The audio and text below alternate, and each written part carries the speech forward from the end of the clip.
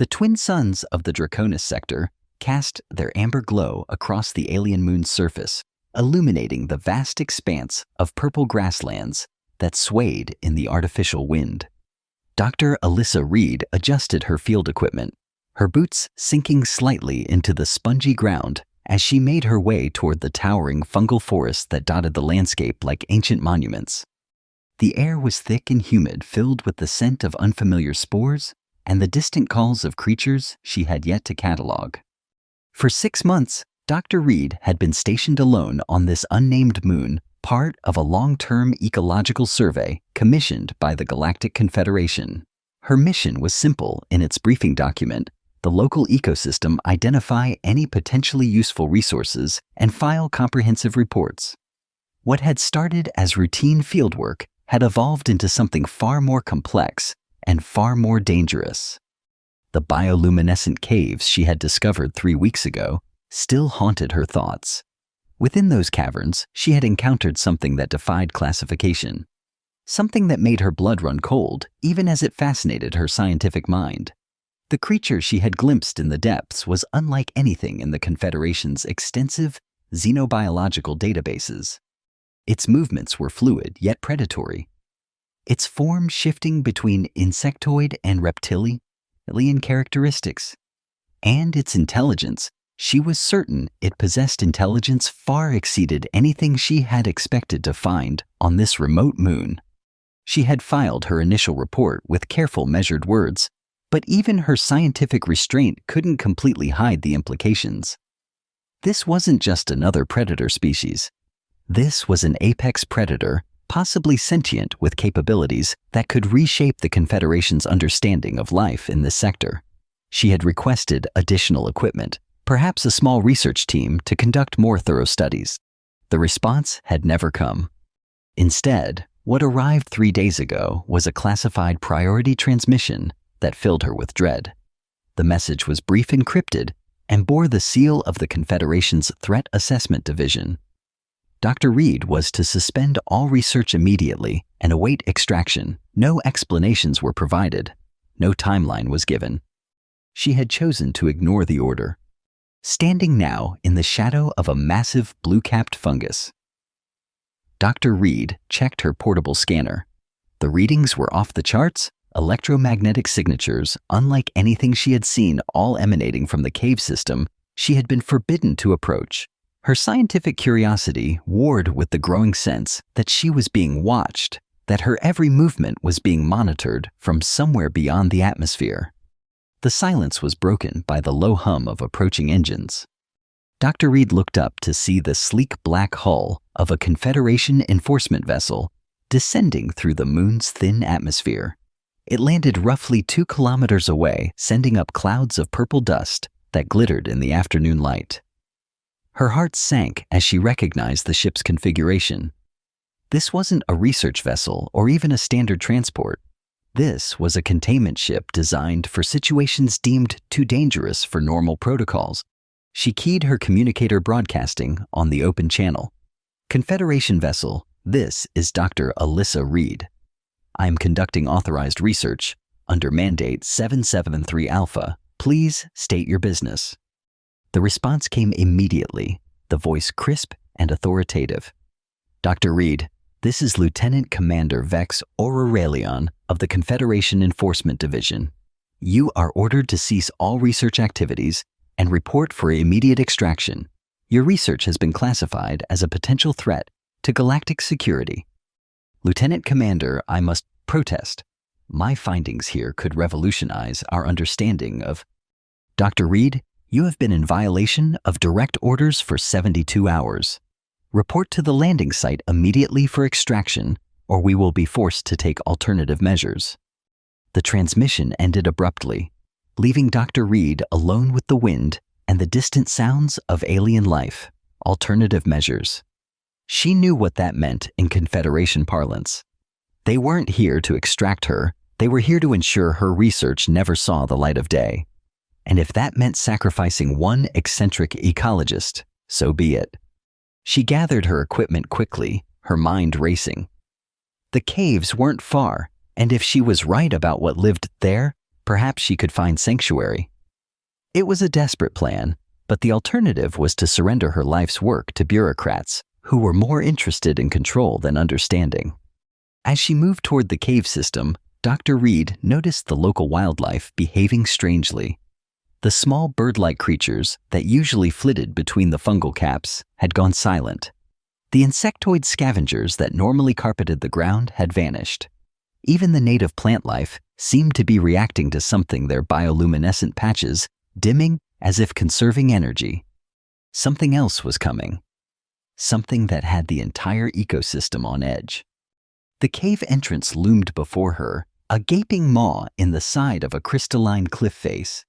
Bioluminescent lichen traced intricate patterns around the opening, pulsing with a rhythm that almost seemed like a heartbeat.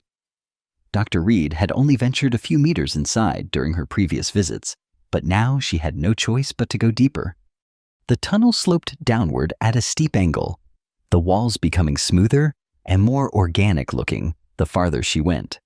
The lighting provided by the lichen became more sporadic, forcing her to activate her portable illuminator. The beam cut through the darkness, revealing a corridor that seemed to have been carved by something with purpose, with intelligence. Behind her, she could hear the sound of pursuit. Not human footsteps, something else. Something that moved with inhuman grace across the alien terrain. Dr. Reed had read the classified reports about the Kazani. Every xenobiologist in the Confederation had heard whispers, rumors passed down through unofficial channels.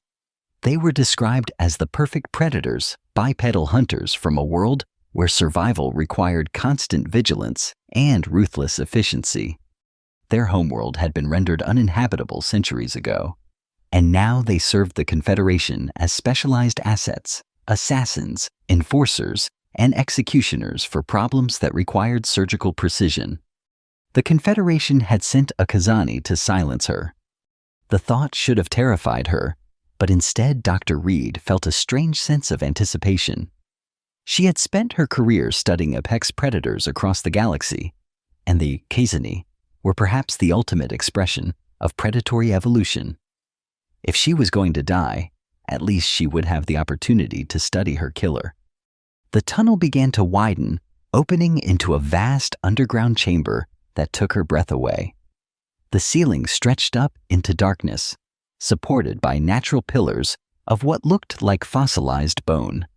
Bioluminescent organisms covered every surface, creating a constellation of blue and green lights that pulsed in complex patterns. The air was warmer here, humid and alive with the sound of dripping water and distant movements. She was not alone. Dr. Reed slowly turned her illuminator toward the center of the chamber, and what she saw made her freeze in awe and terror. The creature from her previous sighting was there, but she had underestimated its size and magnificence. It stood nearly 4 meters tall, its body a fusion of chitinous armor and scaled hide. Multiple pairs of arms moved with fluid coordination, each ending in hands that could serve as tools or weapons, depending on need. Its head was elongated and angular, with eyes that shifted through the spectrum from deep violet to brilliant gold. But it was not looking at her. Its attention was focused on the tunnel entrance behind her, and in its posture, she recognized something unexpected: tension. This creature, this apex predator of an alien world, was preparing for battle. The Kazani arrived without warning, moving through the tunnel with such speed and silence that Dr. Reed barely had time to register its presence before it was in the chamber with them. She had expected something monstrous, but the being that emerged from the shadows was beautiful in its lethality. Roughly humanoid, but clearly adapted for killing, its skin was a deep charcoal color that seemed to absorb light. Its limbs were long and powerful, ending in clawed fingers that gleamed with an inner light. Most striking were its eyes, large multifaceted structures that captured and reflected every photon of bioluminescence in the chamber. The two predators faced each other across the chamber floor, with Dr. Reed caught between them. She expected immediate violence, a clash of titans that would end with her death as collateral damage. Instead, something extraordinary happened. The alien creature spoke. Not in words, but in a series of harmonic tones that resonated through the chamber. The patterns of bioluminescence on the walls shifted in response, creating visual representations of concepts that Dr. Reed's trained mind began to recognize. This was communication complex, sophisticated, and directed not at her, but at the Kazani. The Kazani responded in kind, its own vocalizations creating a different harmonic pattern. Its eyes shifted through spectrums of color, and Dr. Reed realized she was witnessing a conversation between two species that had never encountered each other before, but were finding ways to communicate through patterns and frequencies. She remained perfectly still, hardly daring to breathe as the exchange continued. Both creatures seemed to be aware of her presence, but were not treating her as an immediate threat. The Kazani's mission was clear. It had been sent to kill her, but something about this encounter was making it hesitate. The alien creature moved closer to Dr. Reed, not threateningly, but with what seemed like curiosity. Its large eyes studied her with an intelligence that was unmistakably deliberate. When it spoke again, the harmonic patterns were different, gentler, and she felt rather than heard a presence touch the edges of her consciousness. Images flooded her mind not through her eyes, but directly into her awareness. She saw the moon as it had been eons ago, teeming with life of infinite variety. She saw the gradual changes, the decline of some species, and the rise of others. She saw generations of this creature's kind becoming more isolated, more careful, as the galaxy around them filled with beings who feared what they did not understand. The Kazani was watching this exchange with visible confusion. Its body language suggested internal conflict, as if fighting against ingrained programming. When it moved again, it was not towards Dr. Reed, but toward the alien creature. Another exchange of harmonics began, more complex than before. Dr. Reed realized she was witnessing something unprecedented: first contact between three species that should have been natural enemies. The alien creature was sharing its memories not just with her, but with the Kazani as well. The chamber's bioluminescence grew brighter, creating patterns that seemed to translate emotions and concepts across the barriers of biology and language. Hours passed. The Kazani lowered its weapons claws that had been extended for combat, retracted into its hands. The alien creature moved with less caution, its multiple arms gesturing in ways that Dr. Reed began to understand as expressions of welcome and curiosity. When the communications finally ceased, the atmosphere in the chamber had fundamentally changed. The Kazani approached Dr. Reed slowly, deliberately. She stood her ground, meeting its alien gaze without flinching. When it spoke, its voice was like wind through metal, haunting and musical. Your kind studies life, understands, respects. The words were heavily accented, formed by vocal cords, not designed for human language, but unmistakably understandable. Dr. Reed nodded, finding her voice. I try to understand, to learn without destroying. The Kazani's eyes shifted through several color spectrums before settling on what she realized was a sign of acceptance. The Confederation sent me to end your studies. They fear what you might discover, what you might share. And will you end my studies? The alien creature moved between them, its harmonics taking on what Dr. Reed could only interpret as a protective tone. The Kazani looked at it, then back at her. I have learned something here that my people have forgotten. There are things more valuable than completing a mission. The sound of aircraft engines echoed down the tunnel, growing louder. The Confederation forces had found the cave entrance. The Kazani's posture shifted immediately, every line of its body indicating readiness for combat. They will not understand what has happened here, it said. They will see only failure, a weapon that has turned against its purpose. Dr. Reed felt a surge of unexpected protectiveness, not just for the alien creature she had been studying, but for the Kazani that had chosen understanding over obedience. There are other ways off this moon, paths that these creatures know. The alien being's response was immediate and enthusiastic. Its bioluminescent patterns shifted rapidly as it communicated directly with the Kazani. After a moment, the hunter nodded. It offers sanctuary, not just for you, but for knowledge, for understanding between species. The sounds of pursuit were getting closer. Boots on stone, the whir of scanning equipment voices, speaking in the clipped tones of military efficiency. Dr. Reed gathered her essential equipment while the Kazani conversed further with the alien creature. There are tunnels, the Kazani explained. A network that spans the moon's underground. This one's people have mapped every passage. And you're willing to abandon your mission, your allegiance to the Confederation. The Kazani paused its eyes, cycling through colors that Dr. Reed was beginning to read as contemplation. The Confederation created me to be a weapon, but weapons can choose their targets. They moved deeper into the cave system, the alien creature leading them through passages that seemed impossible to navigate without intimate knowledge of the layout.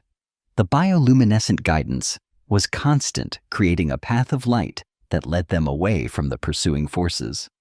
As they traveled, Dr. Reed found herself walking alongside the Kazani. The creature moved with fluid grace despite its obvious deadliness, and she began to see beyond the weapon to the individual beneath. "What should I call you?" she asked during a brief rest.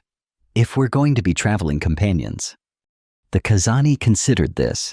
"My designation is Midnight Hunter Designation 779. But among my kind names are earned through deeds not given by creators." "Then what would you like to be called?" "The creature." It gestured toward their alien guide, "speaks in colors and sounds that have no direct translation. But there is a concept it uses for the time between day and night, when both hunters and prey must be most careful. In your language, you might call it midnight." Dr. Reed smiled. "Then midnight it is." They emerged from the caves 3 days later on the far side of the moon, where the landscape was dominated by crystal formations that sang in the wind. The alien creature had guided them to a hidden settlement, not a city in any human sense, but a community of beings like itself that had learned to thrive in the underground systems. Dr. Reed spent weeks among them, documenting their society, their science, their philosophy. She learned that they called themselves the Luminary, and that they had been watching the galactic community for centuries, choosing isolation over the violence that seemed to follow contact with other species. Midnight proved to be more than just a protector. Its analytical mind, trained for tactical assessment, proved invaluable in understanding the complex social structures of the Luminary. Together, they began to develop translation protocols that could bridge the gap between harmonic communication and conventional language. The Confederation, meanwhile, had declared both Dr. Reed and Midnight rogue elements. Ships patrolled the moon's surface, but they avoided the deep caves where scanner readings behaved erratically, and several reconnaissance teams had reported equipment malfunctions. Lieutenant Commander Vex Aurorelian, who had led the original extraction mission, found himself questioning orders for the first time in his career.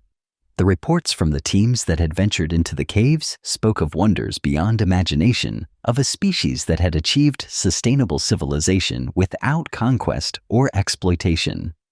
When he was ordered to begin orbital bombardment of the cave systems, he submitted his resignation instead. 6 months after the failed extraction, Dr. Reed published her findings through secure encrypted channels that bypassed Confederation sensors. The release caused upheaval in the galactic community. Evidence of a peaceful advanced species that had been overlooked for centuries challenged fundamental assumptions about evolution, survival, and the necessity of conflict. The response was mixed. Some worlds welcomed the new perspective, opening diplomatic channels with the Luminary through Dr. Reed's protocols. Others, particularly the Confederation's core worlds, denounced the findings as fabrication and sedition. Dr. Reed didn't care about the politics. She had found something more valuable than career advancement or official recognition. She had found a family. The Luminary had welcomed her not as an outsider studying specimens, but as a colleague seeking understanding. Midnight had evolved from assassin to protector to friend, and eventually to something deeper. On quiet evenings, when the twin suns set over the crystal fields, she would sit with Midnight at the entrance to the main Luminary settlement. The being that had been sent to kill her now defended her with a loyalty that went beyond duty or programming. They would watch the stars emerge in the alien sky, sharing stories from their radically different backgrounds, building a bridge between species that the Confederation had deemed incompatible.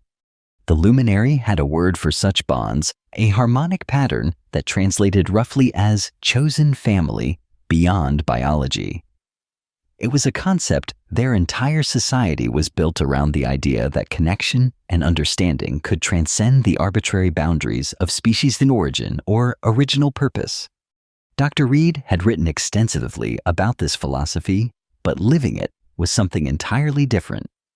When she looked at Midnight now, she saw not a weapon repurposed or a predator tamed, but a being who had chosen to grow beyond the limitations others had placed on it. In return, it saw in her not prey or target, but an equal worthy of protection and respect. The Confederation continued to search for them, but the Luminary's underground networks were vast and complex. More importantly, each search team that ventured into the deep caves found themselves confronted not with hostile aliens, but with undeniable evidence of a peaceful, sophisticated civilization. Some of these teams returned to the surface with reports that challenged their orders. Others chose to stay, becoming bridges between their own species and the Luminary. The strict boundaries that had defined galactic politics for centuries were beginning to blur.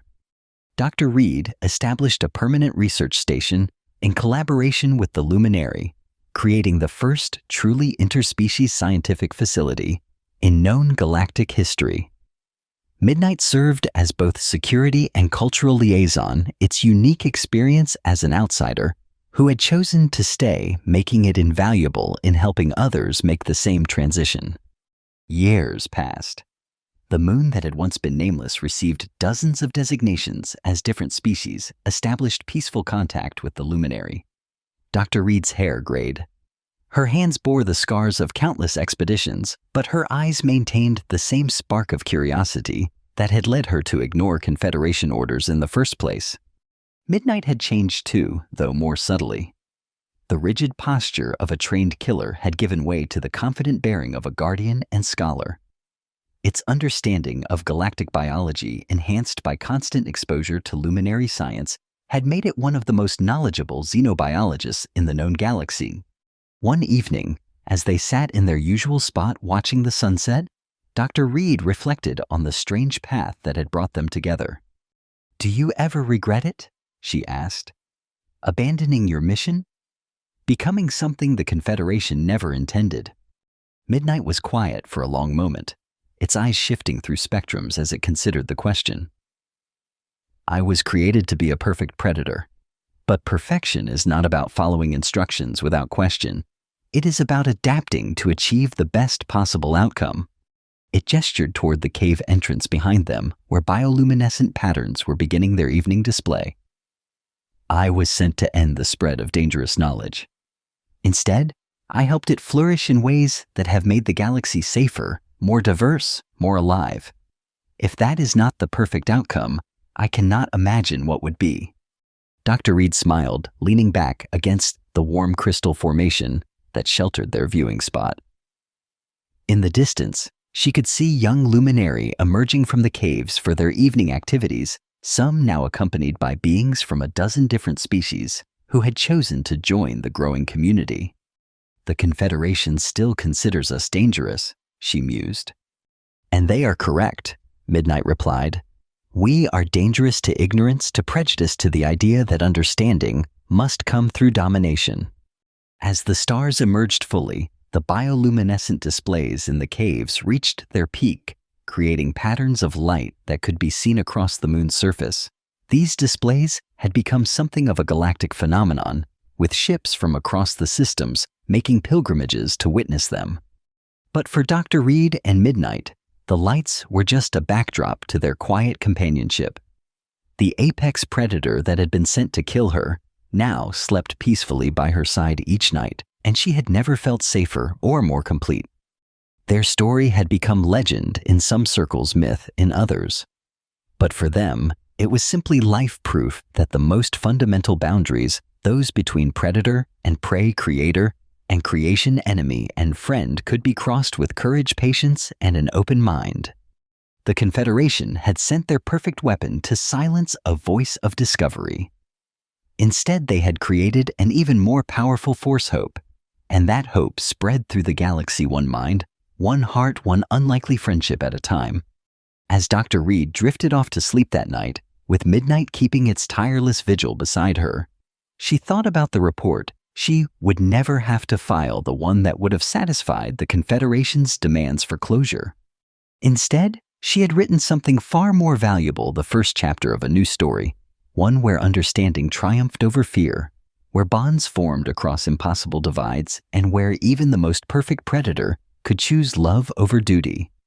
And in the soft glow of alien starlight, surrounded by the peaceful sounds of a thriving interspecies community, both the human ecologist and the reformed assassin slept deeply, their dreams filled with visions of an even brighter tomorrow.